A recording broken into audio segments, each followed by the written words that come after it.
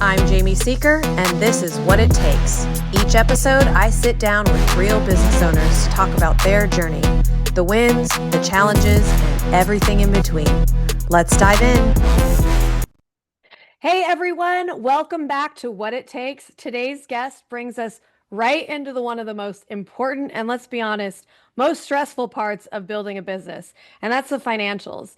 And we're joined today by Gregory Vetter, co-founder of Tessemae's, now CEO of Alta Fresh Foods and founder of HomeGrown Brands. Greg helped make a family recipe from the fridge to national shelves, launching the #1 organic salad dressing brand in the refrigerated space.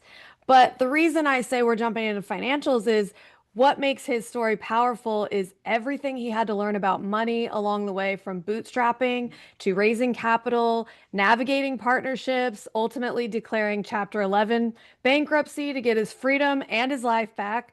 And he shares all of it in his brutally honest, surprisingly funny book, Undressed. I laughed out loud more than once, not because it's a comedy per se, but because it's just so true. If you've built a business, you'll see yourself in these pages in this story like I did. So today, Greg runs Alta Fresh Foods, which just won Sam's Club Supplier of the Year, if I heard correctly. And through HomeGrown Brands, he's mentoring the next generation of founders on how to grow smarter and not harder. This episode is about what it really costs financially and emotionally to build something real. And you can do it, and also what you can do to avoid learning those lessons the hard way. So Greg will talk about some of those things. Let's get into it. Greg, welcome. Thank you. Happy to be here. So, okay, I'm just going to start with Undressed because I told you I got a copy. Oh, I have it right here. I have a copy of the book, and I read it ahead of time. You broke the financial story into a series of money quests. It was like Money Quest take 1 all the way up to like take 7, right? What made you tell it that way? Like, how was your relationship with money? How has that evolved from quest, 1 to now what you're doing today in your businesses today? I mean, it hardens you for sure. I think in the beginning, when you're an entrepreneur, you're building stuff, nobody believes your idea is good, or they don't believe in you, or they don't believe in the future growth prospects. And so you're so excited if somebody goes, "Yeah, I'll give you money." You're like, "Oh my God, I'll take it at any terms. This is the greatest day of my life." And I remember, this used to be a trend. It would be entrepreneurs would be on LinkedIn and they'd be like, "Just raised $20 million," and everyone's 1,000 likes. "Oh my God, you're so wonderful. This is going to be so great for you." But on the backside, it's like, well, what did that cost you? What did you lose? Who was the partner? What does the future look like? And in the beginning stages, you don't think about anything. You just think about keeping the journey moving forward. And so as we built a company from literally one grocery store to every grocery store in America, you learn this insane journey and these different levels of fundraising and the different types of investors at each level and what their expectations are and how the board evolves, and just you keep entering into a different, maybe you start off in a Shark Tank but you end up in like a dragon's den. And there is no real safe way to do that outside of just using your own money at the end of the day. So the quests were exactly that. I mean, it was Joseph Campbell's hero's journey. You had to go through the depths of hell, and then you had to be tested all the way back up. And then you come back and you're like, "I've done it. I'm never going to have to do this again." And then a year later, there's a global supply chain crisis, or there's COVID, or there's an investor coup, and you're like, "Oh man, how do I get out of this one?" Yeah, and I loved that journey. And even though like you did a really good job of kind of like preempting that this was going to come back to bite you later. You're like, yeah, and then you just kind of leave it there, and I'm like, "Oh no." Like I knew I was going to have to read about it later, and then I read it and I'm like, "Oh, I know what that's like." But you're right. It's whatever the next thing is. And so there's a scene that I can't forget. standing in the storage unit, ankle deep in oil, watching your money literally spilled all over the floor. First of all, you can tell everybody about that, but what did that moment teach you about financial resilience and leadership? Because you kind of responded differently than, your brothers or what, like you were laughing and I was like, oh yeah, like I totally would have been laughing too. But also it wasn't because it was funny. It's just like, what else do you do? You got to find how you're going to get through it. And you guys did. So let me leave that story to you. Yeah, I mean, if you don't laugh, you're gonna cry. And I think the entire aspect of money, when you go from a regular person to running a business with payroll and buying bulk materials and ordering trucks, it completely changes your perspective of kind of a dollar, what it takes to make a dollar, this whole kind of spoilage or damage, or in produce, it's called shrink, where things, become rotten. And so you always have to build in a period or a percentage of shit's going to hit the fan and it's going to be a lot of money. And you're going to have to keep your eye on the prize and continue to look through your windshield and not the rear view mirror. Because if you do that, I mean, you're going to get into a crash and then you really are going to be crying. You're not going to be laughing at all. Yeah, yeah. So just to give our listeners some context, they bought these, however many pound drums of 55 oil. gallon drums. Yeah. Yeah, it was like 55 gallons of oil, that they finally got to the point where they could order that and excited about it, putting it into a storage unit, and it just leaked all over the Yeah, floor. it knocked, somehow it fell over. We got a call from the storage unit manager and he goes, "Hey, I think there's a leak in your storage unit." And we didn't tell anybody what it was, what was in there. And we go, "Yeah, I don't think it's us." And he's like, "There's 3 inches thick of oil across every storage unit in this building." Oh, And you're like, "Oh no." And yeah. so we immediately drive over there. We can't walk. We're falling all over the place. We have to clean it up. We don't want anybody else coming in. We don't want anybody calling anybody. So we just immediately start going into cleanup mode.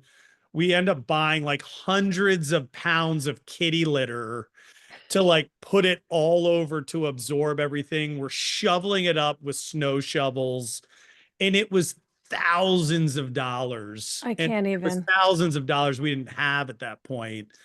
But again, it really made you focus on the efficiencies of everything, and you cannot half-ass any part of growth. And there's that venture saying, which it's like move fast and break things. That's great in theory. um it's not great when you have to clean it up with kitty litter. And so it really made us kind of rethink and regroup how we were going to be making everything moving forward. Yeah, yeah. I mean, as long as you learn from it too, I think that's the big step is there wasn't really um multiple times where you had to do that. I mean, obviously there was definitely oil problems in the future, but you knew what to do. You knew how to handle things. Obviously, having it happen again is really frustrating, but for the most part, everything else was like, oh, okay, like we're gonna fail forward. We're gonna learn from this and take from that. And I think one of those things that stood out that I also loved that I see is you admitted that landing those big magazine features was much more about like ego than it was sales and all that kind of stuff. So looking back, what's your advice to somebody trying to build hype versus building something sustainable? Hype is ego. I mean, and I think the problem when you're young and you're inexperienced is you think everything's a silver bullet. You go, well, if I can just be on the cover of this magazine, then I'm going to be able to leverage that to retailers and they're really going to care and they're going to bring me in. They don't care. And, so like we're winning awards, we're in magazines. The only thing we got out of it was people cold calling us for, copier sales or, better shipping rates or something like that. There was never a silver bullet where we had won a thing or there was an article written about us and somehow that was this beautiful moment where everything started working. And it was this kind of dramatic moment of disappointment where you're like, I thought that if I won Entrepreneur of the Year, that was going to mean something big. And it didn't.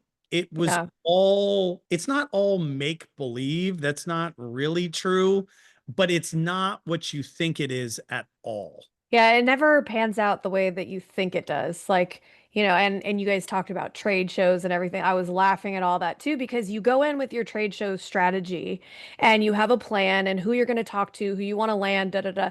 And it's some random dude that you Yeah. meet at some bar who's like, "Oh, like we got this like VIP thing, like let's go." And then they introduce you to somebody and then it turns into some I'm like, that's exactly how it happens. It's never what you think it is. It's never, it's never.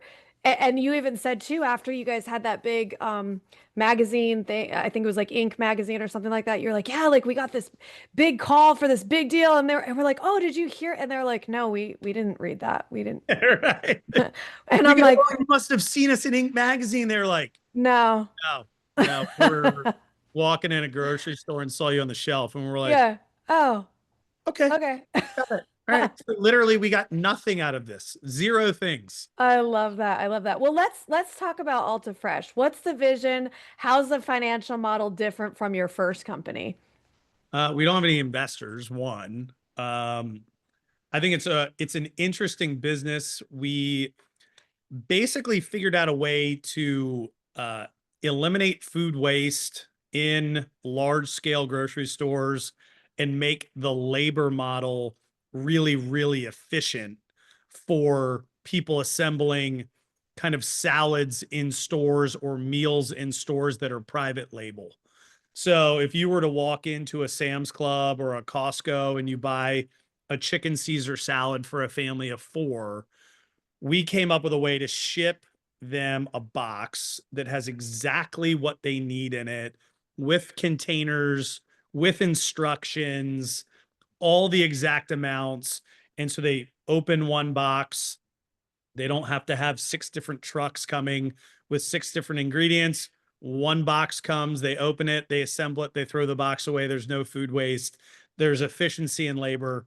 And so it really kind of opens retailers' eyes of how efficient something can be.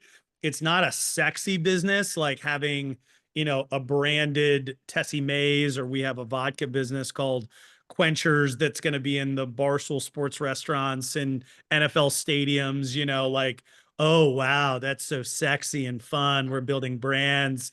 But like this thing is profitable and methodically works and solves a problem. And so there's an interesting balance between building brands and then actually solving problems. And that's a really interesting journey to be on. And obviously, probably the most successful businesses do both.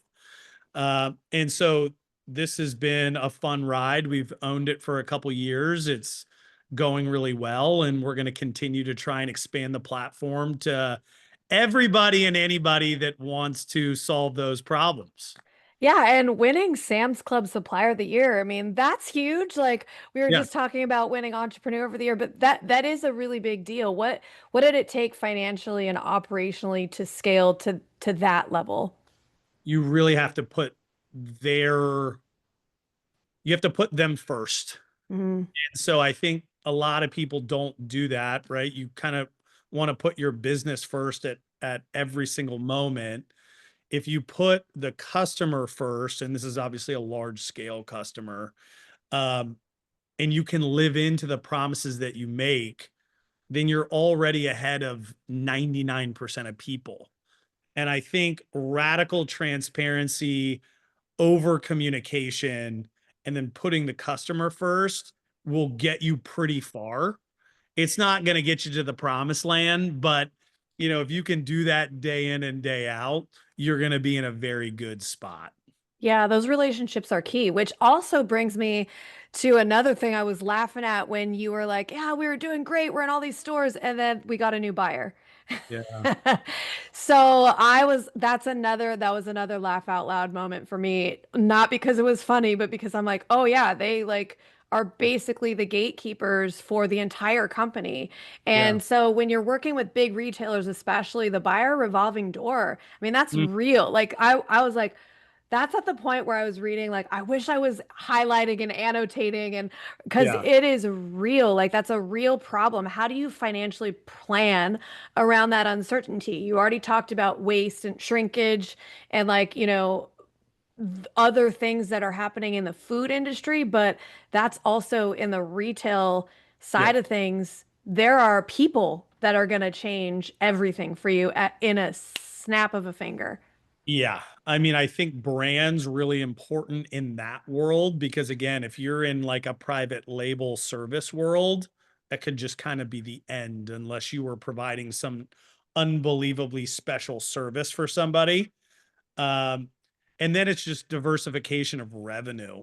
I think being okay with losing a customer if that relationship is not right, that's easier said than done, especially if you're working with somebody big and they come in and they're like, hey, we don't like you. We're going to take $30 million from you today.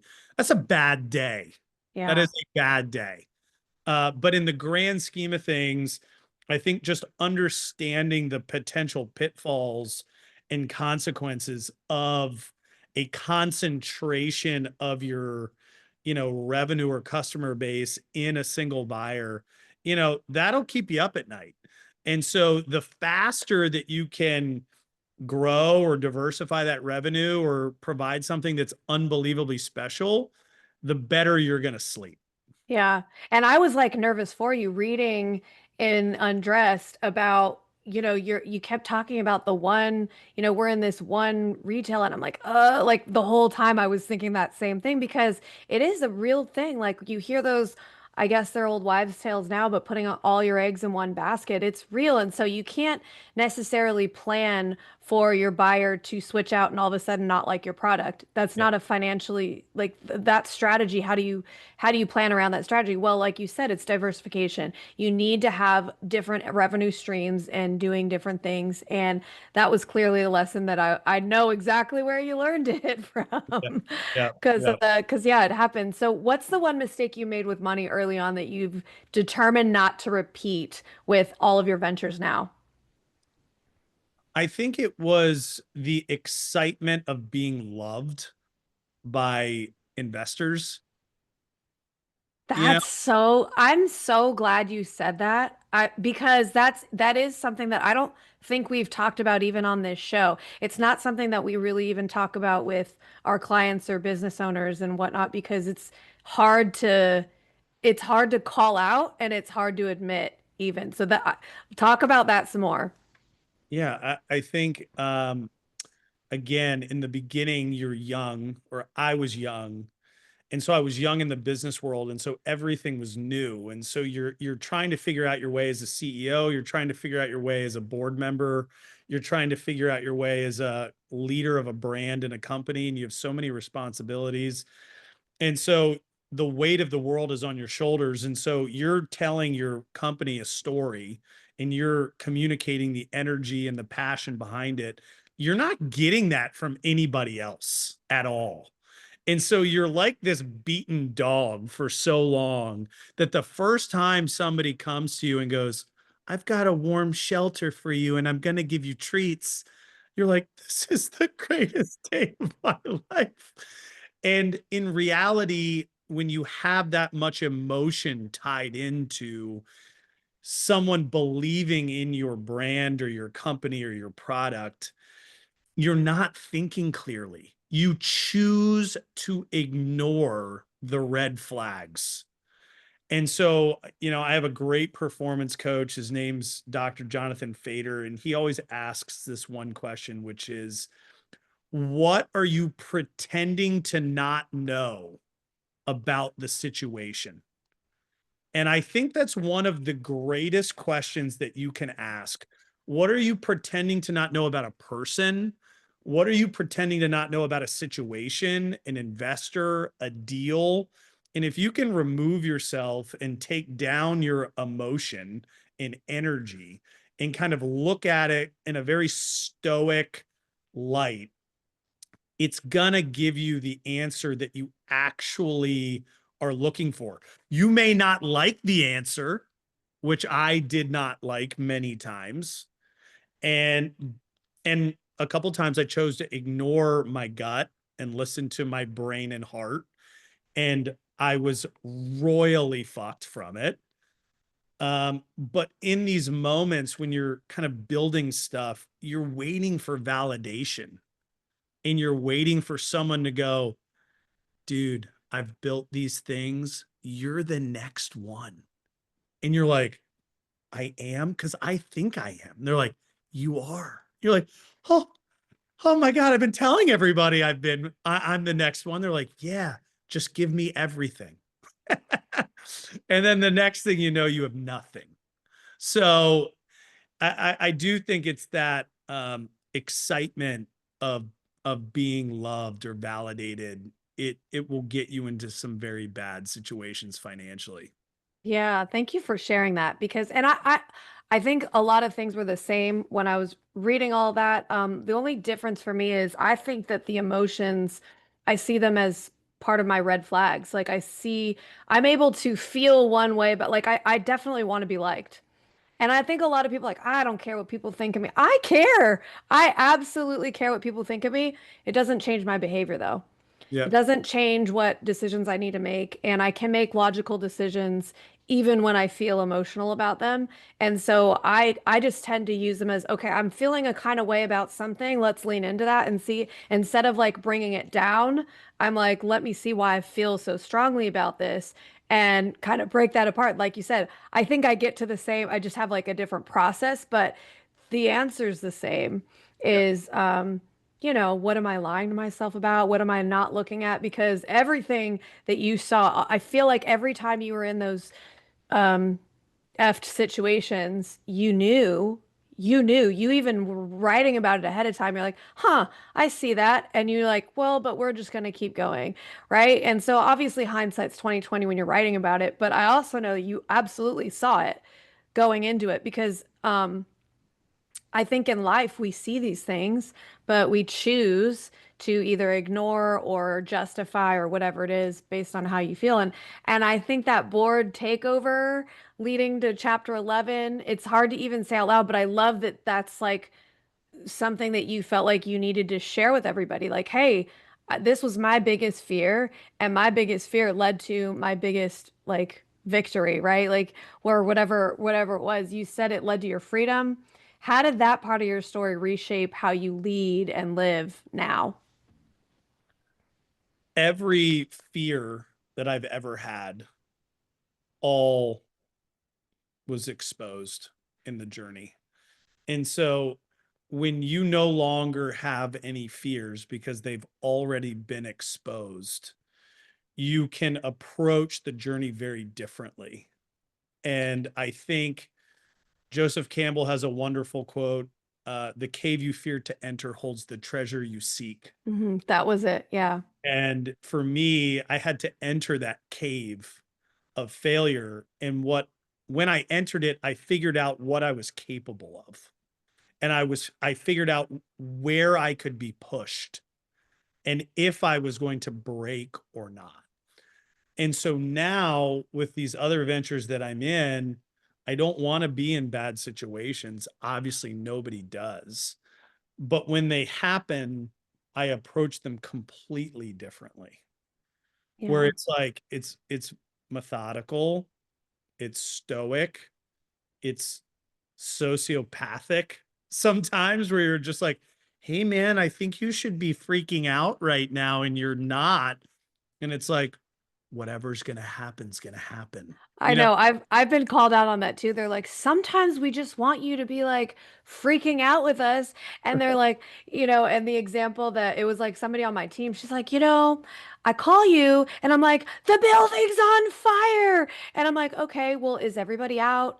Did you call? Yes, everybody. Yes, we called 911. Like, are we stupid? Like, and I'm like, well, what do you want from me then? Like, what? Right. You She's want me like, to scream at I just you? want you to, yeah, like, I just want you to freak out. I'm like, well, what is that going to do? I need to make sure everybody's safe. I need to make sure we have a solution coming. We have help on the way. Like, okay, then like, thanks for letting me know. Appreciate it. Let me know how it goes. Yeah. Let me know if you need to Do swing you do you through. need me there? Okay, you know. So, but yeah, I think I'm gonna wrap up here and you wrote and I'm paraphrasing something to the effect of I needed to understand the true and unfiltered journey of a bootstraps entrepreneurial dream, what it takes to stand strong in the middle of the storm, right? And so I was like, "Oh, we were meant to have this conversation, right, on this podcast." So, Greg, you've been through the storm. You've come out on the other side. So, as we wrap up, tell us about what it takes to stand strong in the middle of that business company storm that you were in. It takes daily reminders. It takes a strong family foundation. It takes a complete dedication to your health. Um, it takes God, which when I initially started, I think I believed in God, but I had not fully accepted, you know, the teachings of Jesus into my heart. I found, or he found me along the way.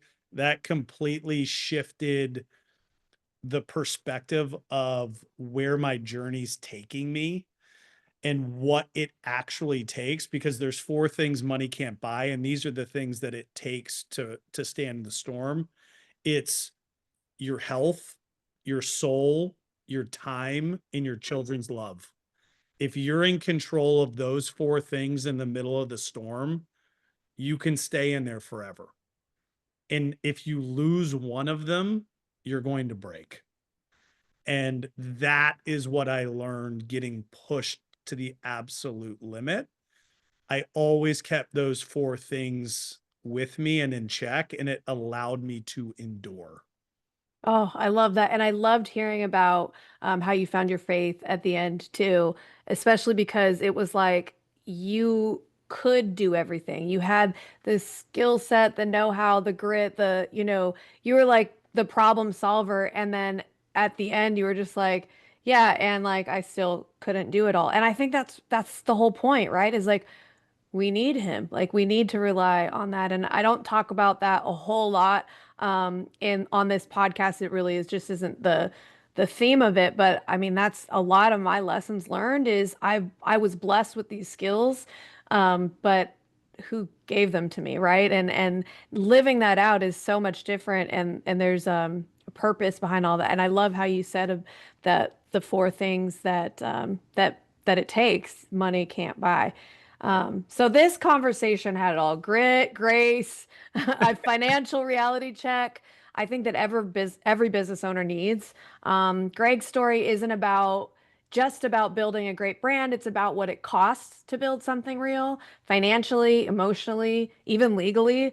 Yeah. What I admire the most is how he used the hardest chapter of his life not as the end. It was the beginning. Like it was the end of the book that I was reading, but I could tell this was the start of something new. And as you can see, now he's on to many other ventures and winning awards still, and awards that maybe make a bigger difference than just a magazine, cover or title. Now with Alta Fresh Foods, you're doing things differently, smarter, leaner, with joy. And then HomeGrown Brands, you're helping other entrepreneurs skip the landmines you had to walk through. I love that. So if you haven't read Undressed, here it is again. Go grab it. I found it hilarious, heartbreaking, completely relatable, and it's proof that when it comes to business, what looks like a loss might just be the thing that leads to your next best win. So, Greg, if people are looking for you or your book or any of your other ventures, where can they find you? GregoryVetter.com has kind of all my activities that I'm doing. I'm on social media, Instagram, LinkedIn, TikTok, YouTube, all the stuff. All the stuffs. All the stuff. Yeah, and we can put all of that in our show notes as well. So thanks again, Greg, for sharing your Thanks. story. Thank you for listening. Don't forget to subscribe, leave a review, and share this episode with someone who's out there navigating their own money quest. We'll see you next time on What It Takes. Would you or someone you know like to be featured on this podcast? Our applications are now open. Apply today at seekersolution.com and click on the podcast link to get started.